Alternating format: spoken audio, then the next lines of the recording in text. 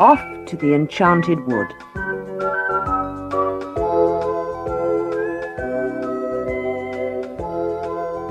The children ate their breakfast quickly. Mother told Bessie and Fanny to cut sandwiches and take a chocolate cake from the larder and some biscuits and apples. Joe packed the food into a bag and slung it over his shoulder. Then the four of them set off to the Enchanted Wood. It didn't take them long to get there. Dick stood still when he was in the wood. What a strange noise the leaves of the trees make. It's as if they are talking to one another, telling secrets. They are telling secrets, said Bessie. Joe became impatient. Come on, everybody. Let's go to the Faraway tree. They all went on and soon came to the magic tree. Dick stared at it in the greatest astonishment. Why, it's simply enormous! Gigantic! I've never seen such a big tree in my life. And you can't possibly see the top. What kind of a tree is it? It's a funny tree, said Bessie. It may grow acorns and oak leaves for a little way, and then suddenly you notice that it's growing plums, and another day it may grow apples or pears. You just never know, but it's all very exciting. How do you climb it? Asked Dick. In the ordinary way? Well, we will today, said Joe, because we want to show you our friends who live inside the tree. Then he swung himself up into the tree and the others followed. Now, when they had all got very high up indeed, Dick was most surprised to see a little window in the trunk of the faraway tree. Oh, does somebody live just here? He called to the others. Look, there's a window here. I'm going to peep in. But Joe shouted, You'd better not, you know. The angry pixie lives there and he hates people peeping in. But Dick felt so curious that he just had to peep in.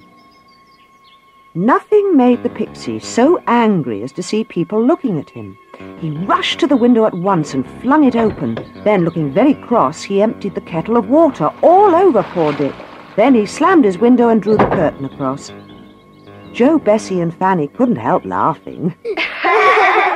I told you not to peep in at the angry pixie, said Joe. He's nearly always in a bad temper. Oh, and by the way, Dick, I must warn you about something else. There's an old woman who lives high up in the tree, who is always washing. She empties the water down the tree and it comes slish-sloshing down. You have to look out for that one, or you'll get wet. Dick looked up the tree as if he half expected the water to come tumbling down at once. Then Bessie called out, Come on, we'll come to where the owl lives soon. But the owl was fast asleep. He usually only woke up at night time. The children climbed higher and came to a broad branch. There's a little yellow door here, with a knocker and a bell, cried Dick in surprise, staring at the door set neatly in the trunk of the tree. Who lives there? Our friend Silky, said Joe. Ring the bell and she'll open the door. Dick rang the bell, and footsteps pattered. The door opened, and a pretty little elf looked out. Her hair hung round her face like a golden mist. Joe said, Hello, Silky. We've come to see you, and we've brought our cousin Dick, who's come to live with us. How do you do, Dick? replied Silky, holding out her small hand. Dick shook hands shyly. He thought Silky was the loveliest creature he'd ever seen. I'll come with you if you're going to visit Moonface. I want to borrow some jam from him. I'll take some pop biscuits with me, and we'll have them in Moonface's house.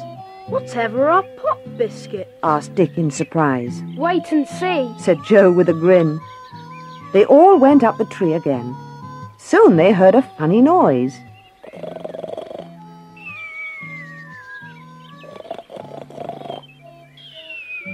That's old Mr. What's-his-name snoring. Look, there he is.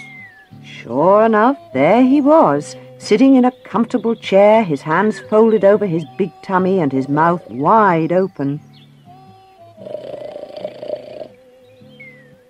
Where's the old saucepan man? asked Bessie.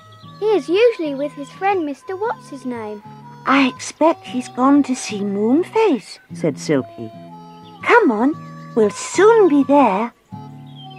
As they went up the tree, Silky suddenly stopped. Listen, she said. They all listened. they heard a curious noise coming nearer and nearer. Then Joe yelled, "It's Dame Washlot's soapy water coming! Look out! Get under a branch, everyone!" Dick wasn't as quick as the others. They all hid under big boughs, but poor old Dick wasn't quite under his when the water came pouring down the tree. It tumbled onto his head and went down his neck. Dick was very angry. The others were sorry, but they thought it was very funny too. "Next time I climb this tree, I'll wear my bathing trunks," said Dick, trying to wipe himself dry. "Really, I think somebody ought to stop Dame Washlot pouring her water away like that. How disgusting." "Oh, you'll soon get used to it and dodge the water easily," Joe told him. On they all went up the tree again, and at last came almost to the top. There they saw a door in the trunk of the tree, and from behind the door came the sound of voices. "That's Moonface and the old saucepan man," said Joe, and he banged on the door. It flew open and Moonface looked out. His big round face beamed with smiles when he saw who his visitors were. "Hello, hello, hello. Come along in. The saucepan man is here." Everyone went into Moonface's curious round room.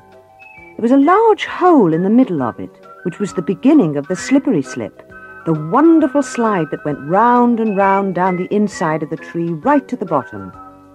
Moonface's furniture was arranged round the inside of the tree trunk, and it was all curved to fit the curve of the tree. Dick stared at it all in the greatest surprise. He saw somebody very strange sitting on the sofa. It was the old saucepan man.